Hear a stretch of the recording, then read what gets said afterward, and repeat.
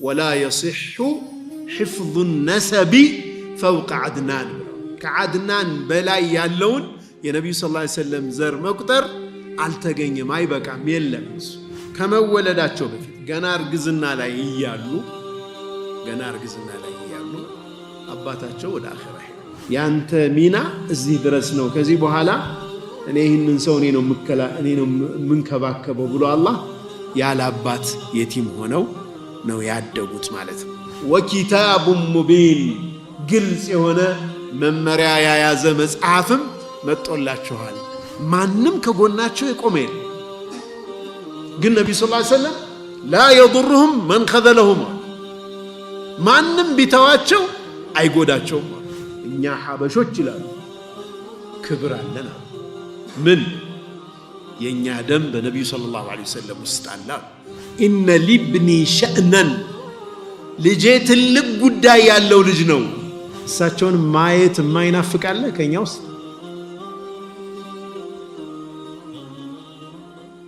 بسم الله الرحمن الرحيم الحمد لله رب العالمين والصلاة والسلام على رسول الله صلى الله عليه وسلم يا نبياتنا عليه الصلاة والسلام سيرا سن مامار نياتنا من مهنا اللبت بلنا نياتنا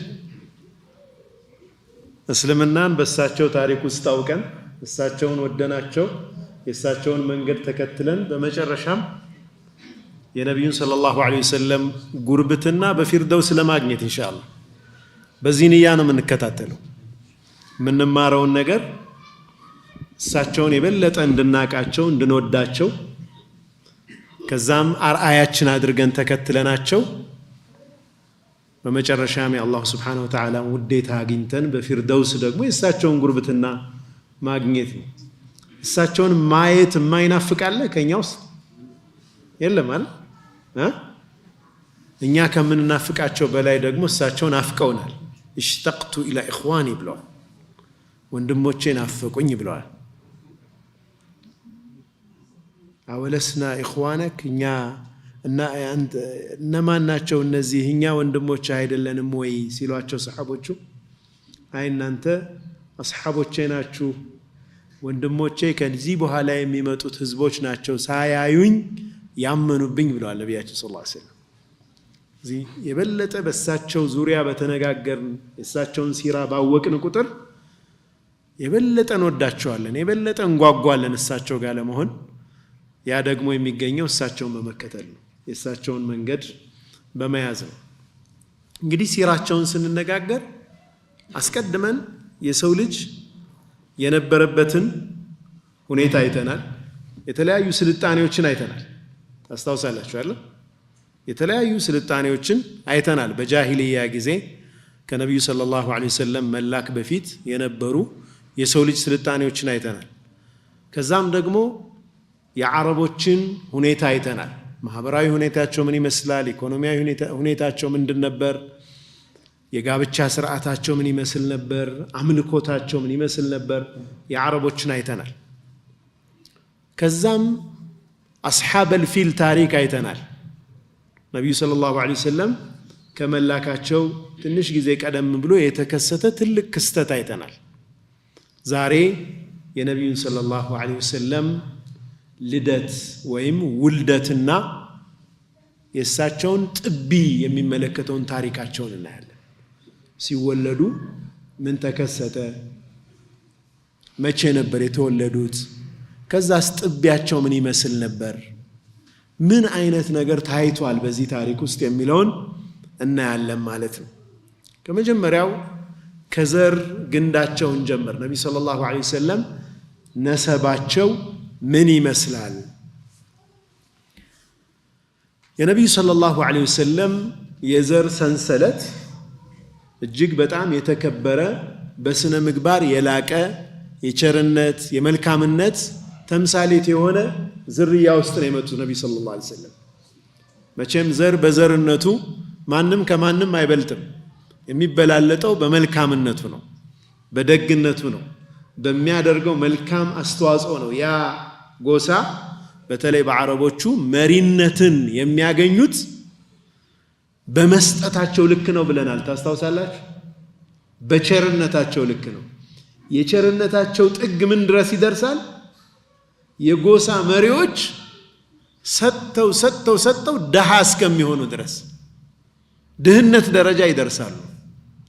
እንግዳ በመጣ ቁጥር ሲያርዱ፣ ግመሎቻቸውን ሲያርዱ፣ ሲያከብሩ እንግዳን መጨረሻ ደሃ እስከሚሆኑ ድረስ ይደርሳሉ።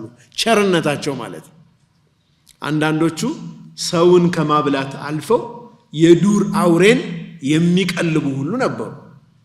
ከዛ አይነት ጎሳ ነው ነብዩ ሰለላሁ ዐለይሂ ወሰለም የመጡት፣ በቸርነት በመልካምነት ከሚታወቅ ጎሳ ማለት ነው። ሙስሊም በዘገቡት ሐዲስ ላይ ነብያችን ሰለላሁ ዐለይሂ ወሰለም ሰለሉ ዐለ ነብይ ሰለላሁ ዐለይሂ ወሰለም ምን ብለዋል?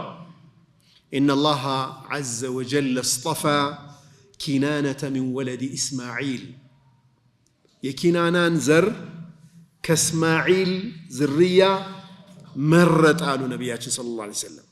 ኪናና ከነቢዩላህ እስማዒል የሚሳብ ዘር ነው።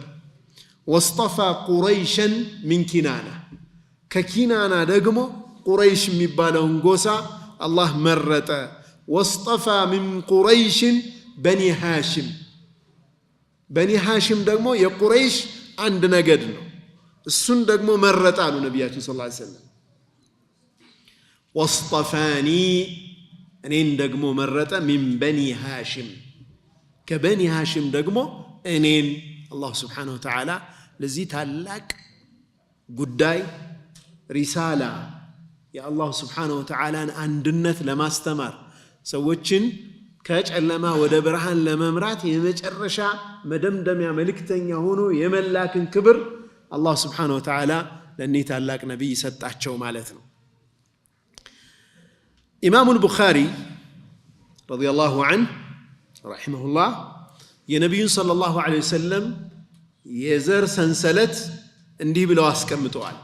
ሙሐመዱን ኢብኑ ዓብድላህ ኢብን ዓብድል ሙጠሊብ ኢብን ሃሽም ኢብን ዓብድ መናፍ ኢብን ቁሰይ ኢብን ኪላብ ኢብን ሙራህ ኢብን ከዕብ ኢብን ሉአይ ኢብን ጋሊብ ኢብን ፊህር ኢብን ማሊክ ኢብን ነضር ኢብን ኪናና ኢብን ኹዘይማ ኢብን ሙድሪካ ኢብን ኢልያስ ኢብን ሙضር ኢብን በዛር ኢብን ኒዛር ኢብን መዓድ ኢብን ዓድናን።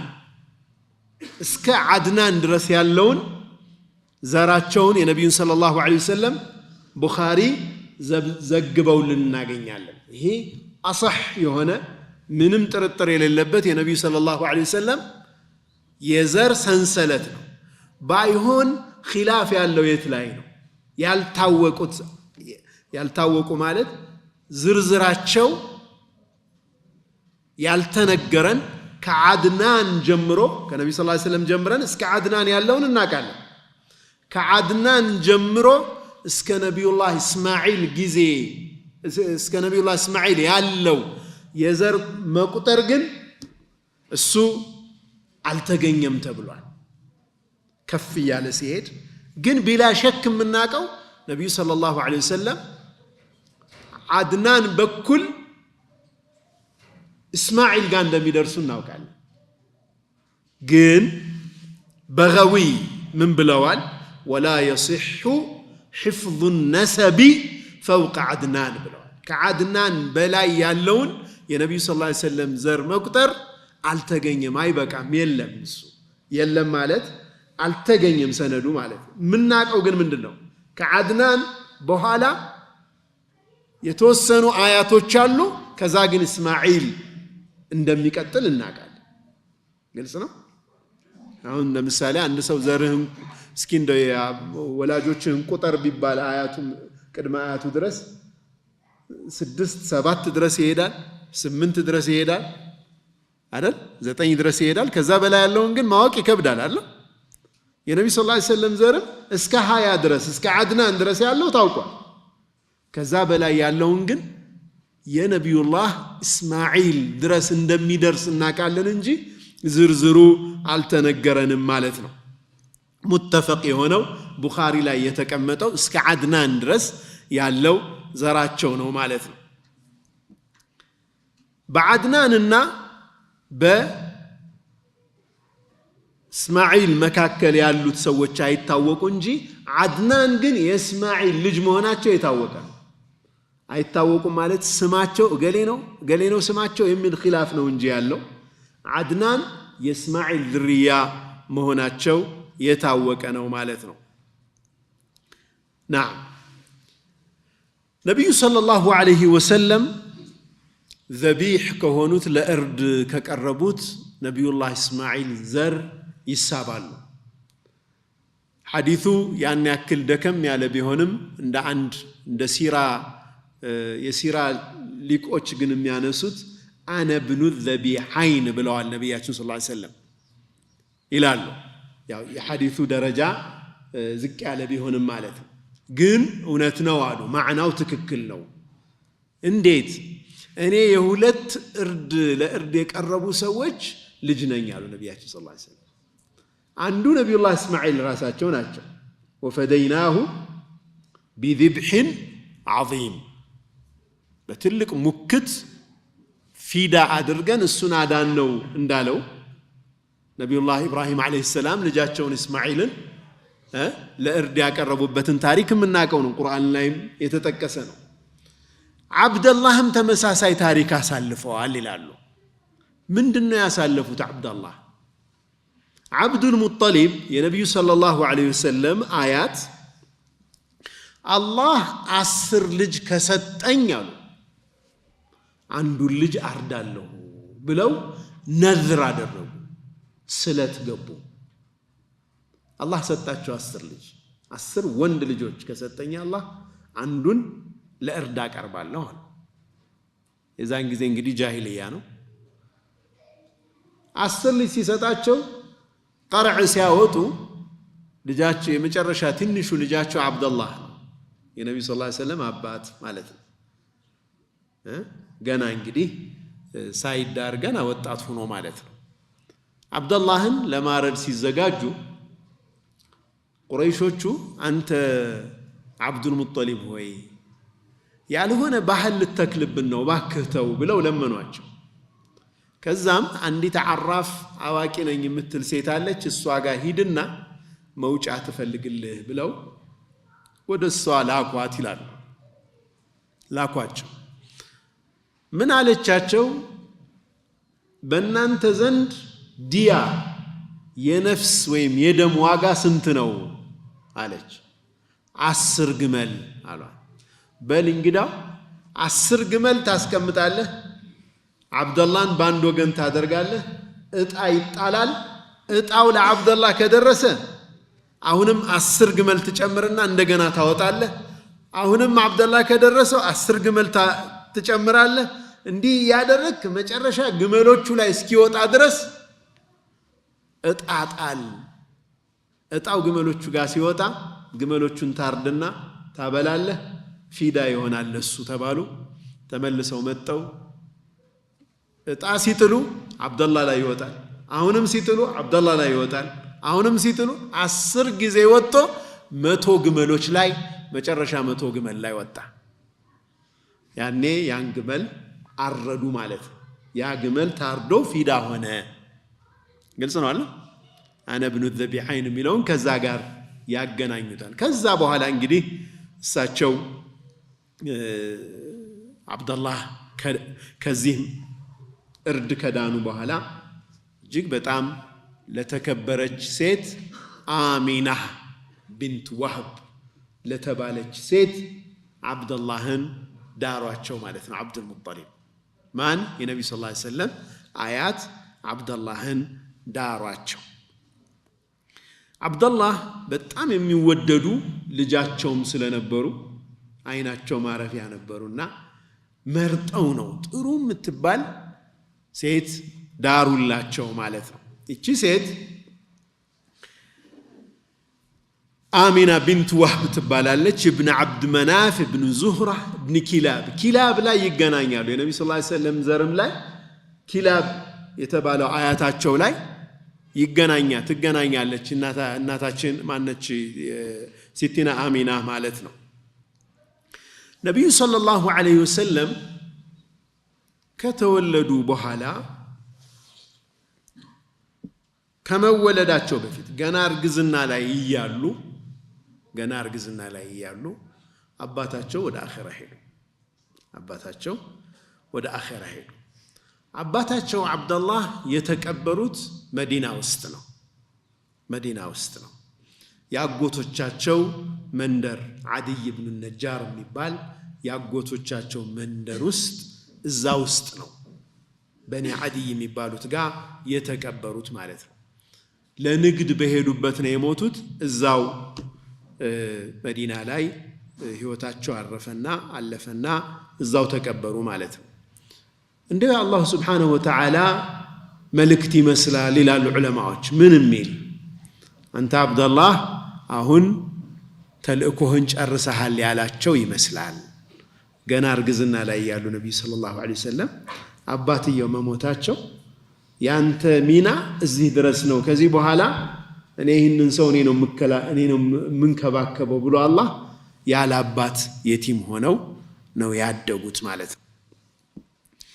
ነብዩ አለይሂ ሰላቱ ወሰላም ጉዳያቸው የሚጀምረው ቢዳየቱል አምር የሚጀምረው ከአሚና ጋር ባላቸው ወይም አባታቸው ከአሚና ጋር በመጋባታቸው አይደለም። የነብዩ ሰለላሁ ዐለይሂ ወሰለም ታሪክ የሚጀምረው ከዛ አይደለም። ለምን ይህንን እሳቸው ራሳቸው ተጠይቀዋል። ኢማሙ አህመድ በዘገቡልን ሐዲስ ላይ እንዲህ ተብለው ተጠየቁ ነብዩ ሰለላሁ ዐለይሂ ወሰለም ማ ካነ አወሉ በድኢ አምሪክ፣ ያንተ ጉዳይ ያንተ ታሪክ የሚጀምረው ከየት ነው ተብለው ተጠይቀዋል ነብዩ ሰለላሁ ዐለይሂ ወሰለም። አሁን እኛ ታሪካችን ስንናገር ምን እንላለን? አባቴና እናቴ ተጋብተው ብለን ነው የምንጀምረው አይደለም? ከወላጆቻችን መጋባት ነው ታሪካችን የሚጀምረው። ነብዩ ሰለላሁ ዐለይሂ ወሰለም ግን ራቅ ብለው ሄዱ። ምን አሉ?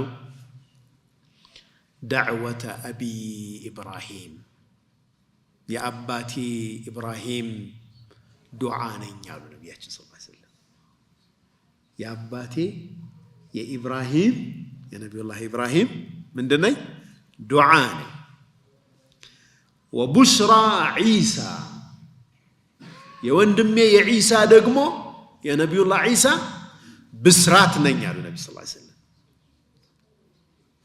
ኢብራሂም ዱዓ ያደረጉበት ዒሳም ያበሰሩት እኔን ነው አሉ። የኔ ጉዳይ የሚጀምረው ከዛ ነው አሉ ነብዩ ሰለላሁ ዐለይሂ ወሰለም። ወራአት ኡሚ፣ እናቴ አይታለች አሉ ነቢያችን ሰለላሁ ዐለይሂ ወሰለም። አነሁ የኽሩጁ ሚንሃ ኑሩን አضاءت منه قصور الشام፣ ከሷ ብርሃን ሲወጣ አይታለች። የሻም ቤተ መንግስቶችን ያበራ ብርሃን ከሷ ሲወጣ አይታለች። የኢብራሂም ዱዓ ነኝ ያሉበት ምክንያት ነቢዩላህ ኢብራሂም ዓለይሂ ሰላም ምን ብለው ዱዓ አድርገዋል? ረበና አሉ ወብዐት ፊህም ረሱላን ሚንሁም የትሉ ዓለይህም አያቲክ ويعلمهم الكتاب والحكمة ويزكيهم إنك أنت العزيز الحكيم. أنت جيتاي هوي قالوا نبي الله إبراهيم دعاء سيادرب. وبعث فيهم رسولا، ملك تنيان لاكن لاتشو أنت يا الله. أنت جيتاي هوي ملك تنيان لاكن لاتشو يا ملك تنيا كنرسو يهونالو ከዓረቦቹ ከራሳቸው የሆነ መልእክተኛ ላክላቸው። የትሉ ዐለይህም አያቲክ፣ አንቀጾችህን በእነርሱ ላይ የሚያነብ የሆነውን መልእክተኛ ላክላቸው። ወዩዓሊሙሁም ልኪታበ፣ ቁርአንን የሚያስተምራቸው፣ ወልሕክመተ፣ የነቢዩ ስ ላ ሰለም ህይወት ተብሎ ተተርጉሟል፣ ሱናው ማለት ነው። ጥበብን የሚያስተምራቸው የሆነን መልእክተኛ ከእነርሱ ላክላቸው። ወዩዘኪህም፣ ልባቸውን ከሽርክና ከወንጀል ቆሻሻ የሚያጸዳላቸው የሆነ ነቢይ መልእክተኛ ላክላቸው። ኢነከ አንተ ልዐዚዙ ልሐኪም፣ አንተ አሸናፊና ጥበበኛ የሆንክ ጌታ ነህ እንዲህ ያለ መልእክተኛን ላክላቸው ብለው ነቢዩላህ ኢብራሂም አለይሂ ሰላም ዱዓ አድርገዋል። دعوة أبي إبراهيم أني يا أباتي يا إبراهيم لمنا وتأتنين يا علوت النبي صلى الله عليه وسلم إهن النوم مالتنا. طيب يا عيسى بشارة اسم النوم يا نبي الله عيسى بسرات اسم النوم. من قالوا نبي الله عيسى عليه السلام وإذ قال عيسى ابن مريم يا بني إسرائيل أن أنت إسرائيل لجوت شوي قالوا نبي الله عيسى إني رسول الله إليكم أنيكو ودنا أنت الله إلاكني الله ملك تنياني مصدقا لما بين يدي من التوراة كان يبقى فيت ينبرون توراة يا نبي الله موسى ملكت لا رقاقت يمتاه ونتن لا أسعنا يمتاهنين ومبشرا أبصاري هون يمن يمتاه برسول بملك تنيا يأتي من بعدي كان يبوها لا بميمت أو ملك تنيا لا بسراتون يمتاهد اسمه سمو أحمد هنا اسمه أحمد هنا كنبي صلى الله عليه وسلم سمو تشست محمد مسجون مالته يتمسجن مالته سراو يتوددلت مالته أحمد دقمو كمان بلاي جيتاون أمسجن يونا مالته محمد راسو سويه يتمسجن روسونه بملكامنا ميوسو أحمد دقمو الذي يحمد ربه كمان بلاي جيتاون يمسجن يهونا مالته. طيب ورأت أمي الناتي عيتها لتشي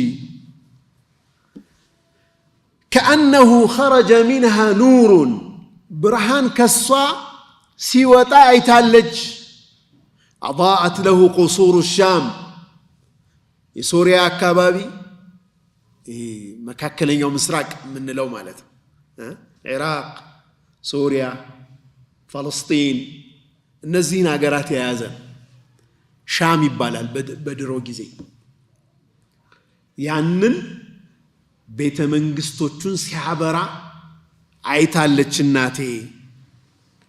ابن رجب رحمه الله من بلوال يه برهان آمنة بنت وهب رسولاتنا عليه الصلاة والسلام بمتولدبت جزي كما حسنوا سيوت رسول صلى الله عليه وسلم يه برهان عبرتوال لنا بهلما بتشا አይደለም ያየችው حقيقة نبي صلى الله عليه وسلم ሲወለዱ ያ ብርሃን በርቷል።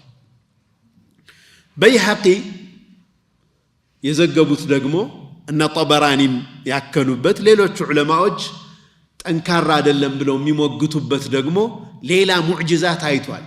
ምንድነው ያሉት ኢማሙ ጠበሪና እነ በይሐቂ ነብዩ ሰለላሁ ዐለይሂ ወሰለም ሲወለዱ የኪስራ ቤተ መንግስት ተንቀጥቅጧል። 14 ጉልላቶችም ወድቀዋል። 1000 ዓመት ትመለክ የነበረች ሰዓትም ሳጠፋ ማለት ነው። ከትውልድ ትውልድ ሰዓቱን ያቀጣጠሉ ሰዓቱን የሚያመልኩ የነበሩ ሰዎች ያቺ ሰዓት የዛን ዕለት ሌሊት ነብዩ ሰለላሁ ዐለይሂ ወሰለም የተወለዱባት ጠፍታ አድራለች ያቺ ሰዓት። እነዚህ ሙዕጂዛዎችም ታይተዋል። ቤተ መንግስቱ ተሰነጣጥቋል፣ ተርገፍግፏል። ይሄ ኢርሃሳት ይባላል። ይሄ የተወለደው ልጅ እንዲሁ ተራ ልጅ አልነበረም፣ ለትልቅ ዓላማ የታጨ መሆኑን የሚያመለክት ነው ብለዋል። ይህንኑ ብርሃኑን በሚመለከት ምንድነው ምልክቱ? ነብዩ ሰለላሁ ዐለይሂ ወሰለም ሲወለዱ ከአሚና ሆድ የወጣው ይህ ብርሃን ምንድነው የሚያመላክተው? ፋጢማ ቢንት አብድላህ የምትባል ሴት እኔ ማነች አሚና ስትወልድ ነበርኩ ትላለች እዛው ቤቱ በአጠቃላይ ብርሃን ሆነ ከዋክብቶችም ቀረቡ ይወድቁብናል ብለን እስክንሰጋ ድረስ ብላለች ሱብሃንአላህ ተአምራቶች ታይተዋል የዚህ ብርሃን ግን ምንድነው ብለው ዑለማዎቹ ከምን ቁርአን ጋር ያገናኙታል ሱረቱል ማኢዳ ጋር ያገናኙታል ምን አሉ አላህ ዐዘ ወጀል ምን ይላል ያ አህለል ኪታቢ እናንተ የመጽሐፍቱ ሰዎች ሆይ قد جاءكم رسولنا መልእክተኛችን ወደ እናንተ መጥቷል يبين لكم ሊያብራራላችሁ كثيرا مما كنتم تخفون من الكتاب ከመጽሐፉ ውስጥ ትደብቁት የነበረን ብዙ ነገር ሊገልጽላችሁ መጥቷል እናንተ የደበቃችኋቸውን እውነታዎች ገልጦ ሊያወጣላችሁ መጥቷል ويعفو عن كثير ከብዙ ነገርም ይቅር ሊላችሁ ከባባድ የሆኑ ትእዛዛቶች በእናንተ ላይ ያሉ ህግጋቶችንም ይቅር ሊላችሁ ነው የመጣው قد جاءكم من الله كالله መጥቶላችኋል ወደ እናንተ ኑሩን ብርሃን መጥቶላችኋል وكتاب مبين ግልጽ የሆነ መመሪያ ያያዘ መጽሐፍም መጥቶላችኋል ኑሩን ማለት ቁርአን ነው ተብሏል وكتاب مبين ራሱን ቁርአንን ለማብራራት ነው ተብሏል አንዳንድ ሙፈሲሮች ደግሞ ኑሩን ማለት ረሱል ናቸው አለይሂ ሰላቱ ወሰላም خرج منها نورا ከሷ ብርሃን ወጣ የተባለው ኑሩን የሚለው ቁርአኑ ረሱል ነው ብለው የተረጎሙ ዑለማዎች አሉ ማለት ነው ኢብኑ ከሲር ረሂመሁላህ ለምንድነው የነብዩ ሰለላሁ ዐለይሂ ወሰለም መወለድ ጊዜ ብርሃን ከአሚና ሆድ ወጥቶ ወደ ሻም ያበራው ምንድነው ሕክማው ምንድነው ምን አለ እዛ ውስጥ ሻምን ለብቻ ለምን ተለይቶ በራ የሚለውን እንዲህ ሲሉ ያብራራሉ ይህም ያመላክተው አሉ አኺሩ ዘማን ላይ ዲን ሰባት አግኝቶ የሚጎመራው ሻም ላይ ነው ብለዋል አሁን ፍልስጤን ያለ መከራ አይታየን ይሄ ከዚህ መከራ በኋላ ድል አለ ከዚህ መከራ በኋላ ዲን ያበራል ያ አካባቢ የዲን ቦታ ነው ግልጽ ነው አይደል ለምን ابن كثير ይህንን ይጠቅሳሉ ولهذا جاء في الصحيحين አሉ በصحيحين በቡኻሪና በሙስሊም የተገኘው ሐዲስ ምን ይላል لا تزال طائفة من أمتي ከኔ ኡመቶች እኮ ጣኢፋዎች አሉ ግሩፖች አሉ ህዝቦች አሉ እነዚህ ህዝቦች በሐቅ ላይ ጎልተው ወጣው አይቀጥሉም አሉ ሐቅን ይዘው አይቆዩም لا يضرهم من خذلهم ይረዱናል ብለው ተስፋ ያደረጉት ቢተዋቸው ሳይረዳቸው ቢቀር ዓለም ቢረባረብባቸው አይጎዳቸውም አሉ ነብዩ ሰለላሁ ዐለይሂ ወሰለም ኹዝላን ማለት ወንድሜ አለልኝ ብላችሁ ተስፋ አድርጋችሁት ሳታገኙት ስትቀሩ ማለት ነው የመከራ ጊዜ አለ ያላችሁትን ሰው ስታጡት ኹዝላን ይባላል በቃ ተጋለጣችሁ ማለት ነው ይመክትልኛል ያላችሁት ሰው ጥሏችሁ ሲሸሽ ማለት ነው አሁን ያሉበት ሁኔታ ይና አይደለም ያሳየው ኹዝላን ውስጥ ቆናል ያሉት خذلوه ማንም ከጎናቸው የቆመ የለም ግን ነብዩ ሰለላሁ ዐለይሂ ወሰለም لا يضرهم من خذلهم ማንም ቢተዋቸው አይጎዳቸውም ولا من خالفهم እነሱን ተቃርኖ የሚቆምም አይጎዳቸውም አሉ ነብዩ ሰለላሁ ዐለይሂ ወሰለም ዓለም በሙሉ ከነሱ አገንስት ቆሟል ከነሱ ተቃራኒ ቆሟል አይጎዳቸውም አሉ ነብዩ ሰለላሁ ዐለይሂ ወሰለም حتى يأتي أمر الله هم وهم كذلك يا الله تزاز يا الله فرد اسكيمت أدرس بزاو سأنتو እስከ ቆዩ ድረስ አላህ ምንም እንደማይሆኑ ነው የሚነግረን። ቡኻሪ ላይ የት ነው ያሉት እነኚህ ሰዎች ተብለው ተጠየቁ። ነብዩ ሰለላሁ ዐለይሂ ወሰለም ወሁም ቢሻም ብለዋል። እነሱ ሻም ነው ያሉት ብለዋል። ሻም ማለት ፍልስጤምን አካሎ ኢራቅን ይዞ እስከ ሶሪያ ድረስ ያለው ግዛት ነው። በሌላ ሐዲስ ላይ ሁም ፊ በይቲል መቅዲስ ወፊ አክናፊ በይቲል መቅዲስም ብለዋል። እነሱ በይተል መቅዲስ ላይ ነው ያሉት፣ በበይተል መቅዲስ ዙሪያም ላይ ነው ያሉት ብለዋል። طيب ስለዚህ ያ ኑር የተባለው ከአሚና ሆድ የበራው አሉ ኢብኑ ከሲር ኢሻራው ምንድነው? መጨረሻ ላይ ዲኑ የሚያበራው ሻም ላይ ነው ማለት ነው።